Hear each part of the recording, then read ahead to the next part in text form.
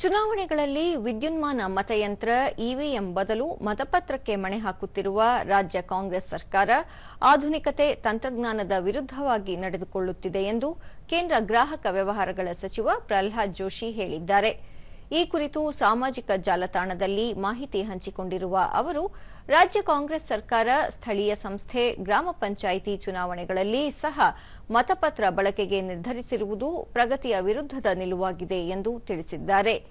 ಇಡೀ ದೇಶವೇ ಆಧುನಿಕ ತಂತ್ರಜ್ಞಾನ ಮತ್ತು ಪ್ರಗತಿಯತ್ತ ಸಾಗುತ್ತಿದೆ.